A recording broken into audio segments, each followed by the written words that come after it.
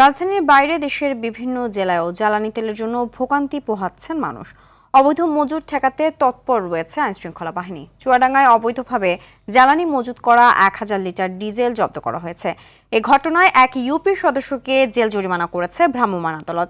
চাঁপাইনবাবগঞ্জের গোমস্তাপুরে কৃত্রিম সংকট তৈরি করে বিক্রি বন্ধ রাখার অভিযোগে এক ফিলিং স্টেশনকে ৫০,০০০ টাকা জরিমানা করা হয়েছে।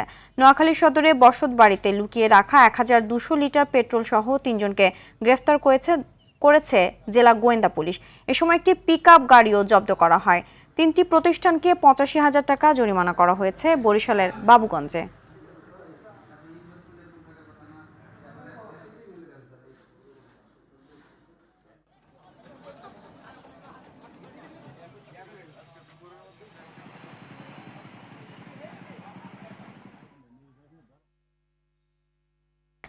এই বিষয়ে আরো জানাতে চট্টগ্রাম থেকে সরাসরি যোগ দিচ্ছেন সহকর্মী সাইফুল মাহমুদ। সাইফুল, ব্যস্ততম নগরী চট্টগ্রামে তেল সংকট নিয়ে বিস্তারিত জানাবেন। সেখানে অবৈধ মজুত ঠেকাতে আইনশৃঙ্খলা বাহিনীর তৎপরতা কেমন দেখছেন? জি সিনথিয়া, আসলে যেমনটি বলেছেন, সারা বিশ্বের মতো কিন্তু আসলে বাংলাদেশের যে তেলের সংকট দেখা দিয়েছে তার প্রভাব কিন্তু আসলে চট্টগ্রামেও পড়েছে। আমি যদি বলে থাকি, আসলে যারা এখানে আজকে তেল নিতে এসেছেন তারা কিন্তু ভোর ৫টা থেকে এখানে কিন্তু লাইনে দাঁড়িয়েছেন। বিশেষ করে যারা বাইকার তারা কিন্তু ৫টা থেকে দাঁড়িয়েছেন, এবং যারা কার কিংবা অন্যান্য গাড়ি রয়েছে তারা কিন্তু অনেকেই ৩টা থেকে দাঁড়িয়ে আছেন বলে তারা আমাদেরকে জানিয়েছেন। তবে এই কিছুক্ষণ আগে এখানে ৩ ভাউচার তেল এসেছে, তার মধ্যে ১৮,০০০ অকটেন এবং ৯,০০০ লিটার ডিজেল এসেছে। তবে এই পাম্পটির চাহিদা থাকে প্রতি দিনে কিন্তু ৩৬,০০০ লিটার। তবে তারা সেই অনুপাতে পায়নি।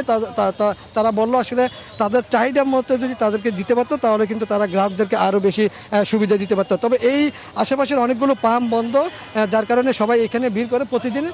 সেই অনুযায়ী আজকে কিন্তু আসলে প্রচুর লম্বা লাইন, প্রায় ১ থেকে ১.৫ কিলোমিটার এই লাইনটা এখনও অবস্থান করছে। আমরা আসলে যদি বলে থাকি, এখানের বিশেষ করে বাসাবাড়ি এবং অফিস আদালতে কিন্তু রয়েছে প্রচুর ডিজেলের চাহিদা, কিন্তু আসলে যেহেতু ডিজেলের সেই অনুপাতে দিতে পারতেছে না, সেই জন্য কিন্তু আসলে শিল্পের উৎপাদনে কিন্তু ব্যাহত হচ্ছে বলে বিজিএমের পক্ষ থেকে জানিয়েছেন। যেহেতু আসলে এই মুহূর্তে করা লোডশেডিং জেনারেটর চালাতে হচ্ছে, এই জেনারেটর ঠিক মতো চালাতে গিয়ে কিন্তু তাদেরকে ডিজেলের প্রয়োজন হয়, আর ডিজেল ঠিক মতো যখন পাচ্ছে না তাদেরকে কিন্তু আসলে এই যে উৎপাদনের ব্যাহত হচ্ছে।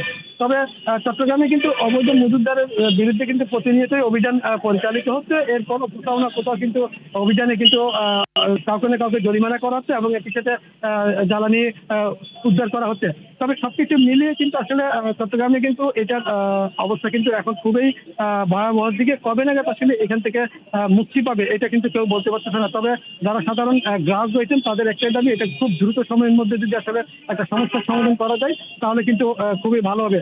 আরেকটা বিষয় জানি কি, সেটা হচ্ছে যে চট্টগ্রাম বন্দরে কিন্তু প্রতিনিয়তই কিন্তু আসলে কোনো না কোনো জাহাজ জ্বালানি তেল নিয়ে আসছে। গতকাল 2টি জাহাজ জ্বালানি তেল নিয়ে এসেছে। এরপরও আসলে তেলের কেন সংকট এটা কিন্তু আসলে এখনো পর্যন্ত কেউ বলতে পারতেছে না। তবে সবার প্রত্যাশা খুব দ্রুত সময়ের মধ্যে যাতে এটার সমাধান হয়। কিন্তু এই ছিল আমার কাছে সর্বশেষ সংবাদ। ধন্যবাদ।